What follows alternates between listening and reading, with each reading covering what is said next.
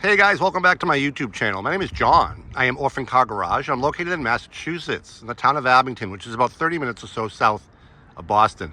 Spring has finally sprung here in the Northeast. It's a beautiful mid-60s day.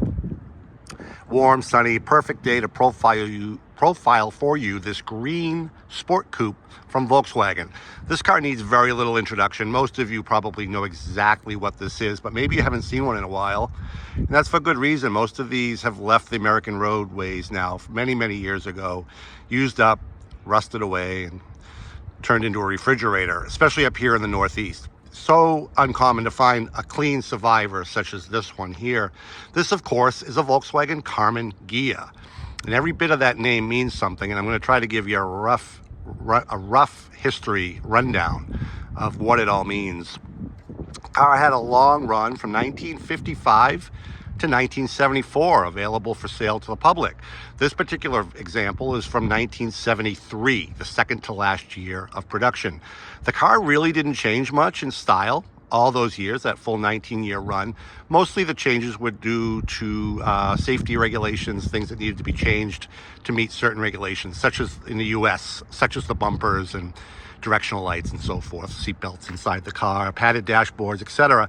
But overall, the car didn't change much in design for the full 19-year run, and it's a good thing. Why mess with a good thing, right? So I'm glad they didn't. So way back in 1950, Volkswagen was toying with the idea of introducing a halo model to run alongside their ever so popular and increasingly popular Beetle. Karmann was a coach builder that they had worked with prior in Germany.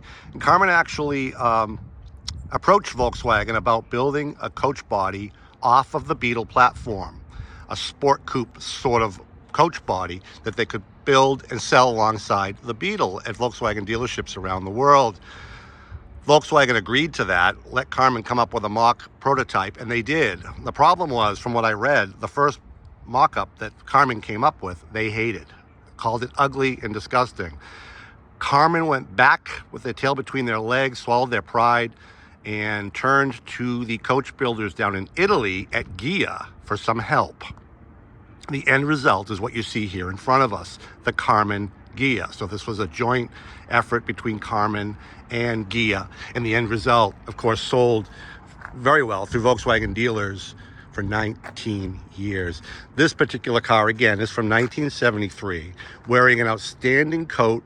Its original color, Zambezi green. I think this was probably one of the best colors for these cars. A lot of these cars were red. I've seen a lot of white ones. Very unusual to find this color, and this is the original color of this car, although this is a repaint, a fairly recent repaint, and very, very well done. A very expensive, north of $10,000 expensive, was spent to refinish this vehicle, and it was very, very, very solid and straight to begin with. The odometer shows just 31,000 and change on the miles, and our Massachusetts title claims that that's original, as did the previous owner, and we believe it. I just don't have any documentation to back that up, so I'm not going to guarantee it. But I'm not at all surprised, would not be at all surprised if that mileage was in fact correct and original. Beautiful, beautiful paint, like I said. Really nice trim work all the way around, presumably original. The mirror, door handles, the hubcaps.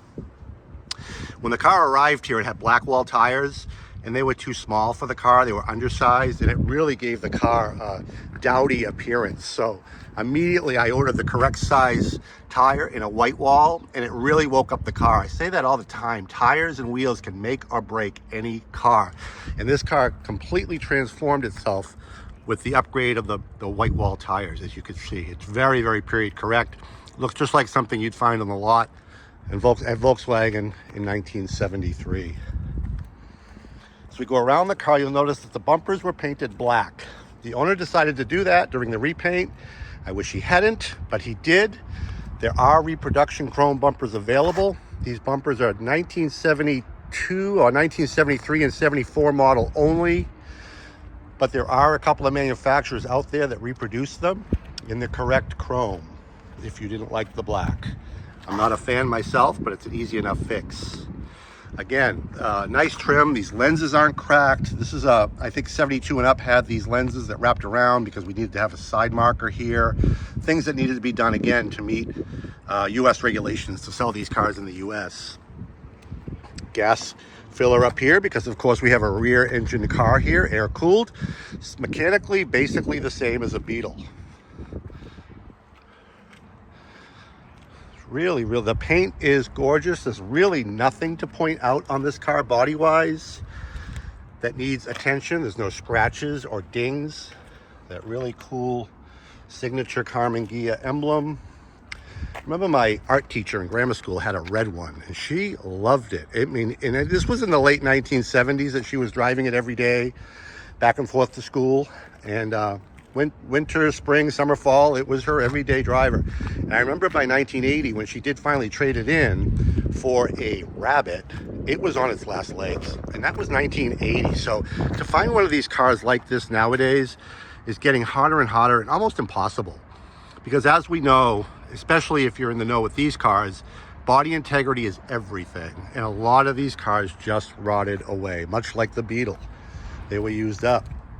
The undercarriage of this car is extremely clean. Pictures of it on my website, orphancargarage.com. I will tell you that there is one spot on the driver's side floor, right about in this area, very soft spot about the size of a $50. That is it. Very odd that that's even there because the rest of the undercarriage is immaculate and original, untouched, not patched. I'm going to get in the car now and show you some unique features on the inside of the car, one in particular that you don't see very often. Many of you may not have even knew existed. Get in the car here. Before I get into the front seat, the interior of this car is original. I've been told, I had a Volkswagen guy swing by, had him look at it. He believes this interior is all completely original, and overall it's in pretty good shape. We scrubbed it with some Purple Power and Simple Green a few times. It could probably come up another notch, but it's 1973, so it's only going to come so far. It's tired. No rips at all in either of the seats. Carpeting is all there. That's all the original carpeting. We cleaned it up as best we could. But, you know, this could use some freshening, but it's original. I wanted to leave it that way, let the next owner decide where to take it from here. Now, I thought when this car got here, it was missing the seat back. It's not missing a seat back. 1973 and 1974 model Karmann Ghias did not have a back seat. It was just a storage area, mainly because the U.S. government was requiring manufacturers to have rear seat belts by 1973. This car was not equipped or to be equipped with rear seat belts. They probably knew their production was ending in 1974, so Volkswagen just deleted the back seat. It was a useless seat anyway. So we've got a storage compartment back here. What's curious to me is this. The pictures I saw online, and maybe you guys can help me out there, the pictures I saw online showed a carpet-covered panel here that hinged and opened with a storage compartment under the seat. Yeah, the battery's not under here like on a Beetle. It's actually in the engine compartment. We'll show you that. And I do see this seat fits in here like perfectly. So it makes me think it's original. There's some hinges here. So obviously something was here, maybe a door to cover this opening here. There's a carpeted storage tray back there. But I'm going to ask you guys, is this correct? It matches the front beautifully. It looks like it's been there since 1973. But all the pictures I could find showed just a flat carpeted panel here. Maybe some of them had that. Maybe some of them had this. This looks like an afterthought to me, but it absolutely looks like it's been here since day one. So maybe you can help me out with that. And then back into the front, we've got of course, the heater levers there that was ever so popular. And the heater ducts in this are in really good shape. A lot of times they're not. They got rusty and rotted away. Get in the car here for you.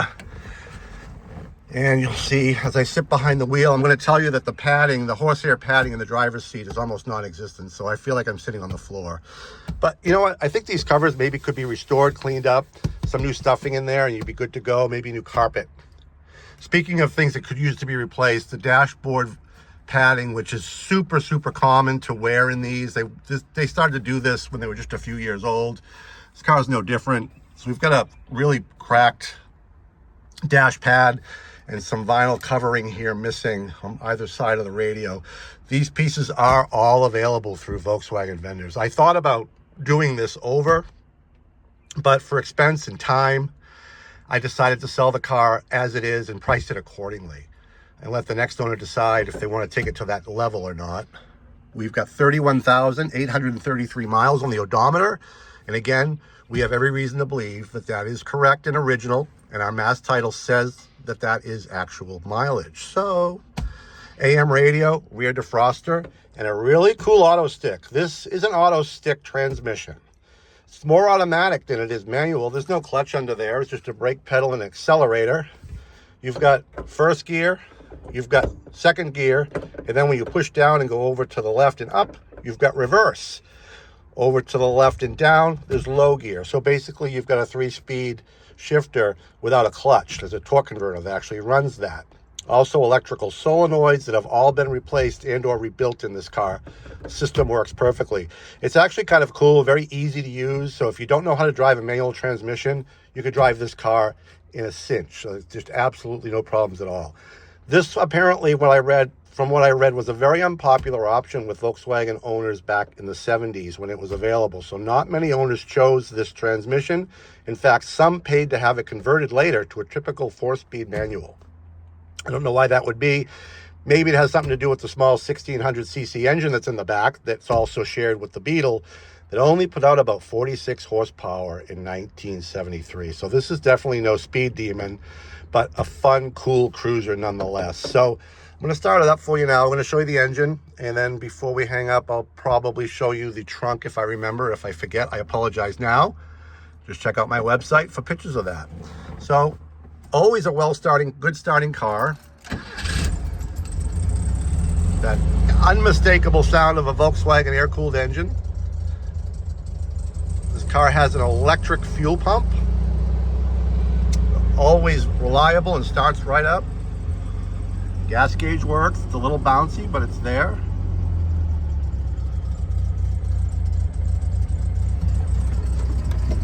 I'll show you the engine. This is the engine release here. I already have it released to save some time. It can be kind of cranky sometimes.